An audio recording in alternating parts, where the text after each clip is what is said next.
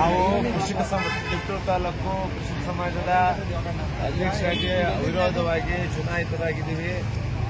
ಈ ತಾಲೂಕಿನ ಎಲ್ಲ ಕೃಷಿಕರಿಗೂ ಸಮರ್ಪಕವಾಗಿ ಅವರ ಸೇವೆ ಮಾಡಲಿಕ್ಕೆ ಭಗವಂತ ಮಾಡ್ಕೊಂಡು ದೊಡ್ಡ ಅವಕಾಶ ಅಂತ ತಿಳ್ಕೊಂಡು ಮುಂದಿನ ದಿನಗಳಲ್ಲಿ ಅನುಭವ ಇರ್ತಕ್ಕಂಥ ಇಂದಿನ ಕಾರ್ಯಕಾರಿ ಸಮಿತಿಯಲ್ಲಿ ಇರ್ತಕ್ಕಂಥ ನಿರ್ದೇಶಕರು ಸಲಹೆ ಸೂಚನೆಗಳಿಗೆ ಹೊಸದಾಗಿ ಚುನಾಯಿತರಾಗಿರ್ತಕ್ಕಂಥ ನಿರ್ದೇಶಕರನ್ನು ಒಳಗೊಂಡಂತೆ ಮತ್ತು ಅಧಿಕಾರಿಗಳನ್ನು ಒಳಗೊಂಡಂತೆ ಕೃಷಿಕ ಇಲಾಖೆಗೆ ಸಂಬಂಧಪಟ್ಟಂತ ಯಾವುದೇ ಒಂದು ಕಾರ್ಯಾಗಾರ ಆಗಿರ್ಬೋದು, ಅಭಿಯಾನಗಳಾಗಿರ್ಬೋದು ಮತ್ತು ಯೋಜನೆಗಳಾಗಿರ್ಬೋದು ಎಲ್ಲದನ್ನು ಸಹ ಅವರಿಗೆ ಸಮರ್ಪಕವಾಗಿ ತಲುಪಿಸುವಂಥ ಕಾರ್ಯಕ್ಕೆ ನಾವು ಕೈ ಜೋಡಿಸ್ಕೊಳ್ತೀವಿ ಅಂತ ಹೇಳ್ತಾ ಮತ್ತು ಎಲ್ಲ ಕೃಷಿ ಸಮಾಜದ ಸದಸ್ಯರಿಗೆ ನಿರ್ದೇಶಕರಿಗೆ ಮತ್ತೊಮ್ಮೆ ಅಭಿನಂದಿಸಿ ಅವರುಗಳಿಗೆ ಮತ್ತು ಮಠ ಹಾಕಂತ ಎಲ್ಲ ನಮ್ಮ ಕೃಷಿಕರಿಗೂ ನಾನು ಅಭಿನಂದಿಸಿ ಎರಡು ಮಾತುಗಳು ಮುಗಿಸ್ತೀನಿ. ನಮಸ್ಕಾರ,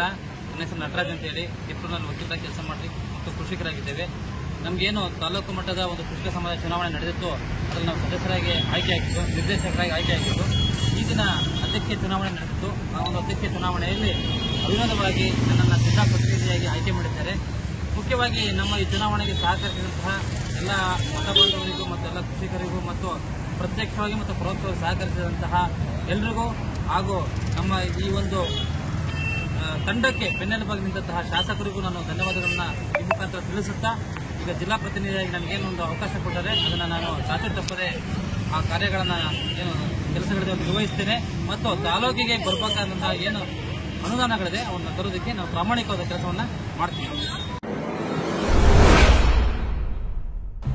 ಎಷ್ಟೇ ದುಡ್ಡಿದ್ರೂ ಆಯುಷ್ನ ಕೊಂಡ್ಕೊಳ್ಳೋಕೆ ಸಾಧ್ಯನೇ ಇಲ್ಲ.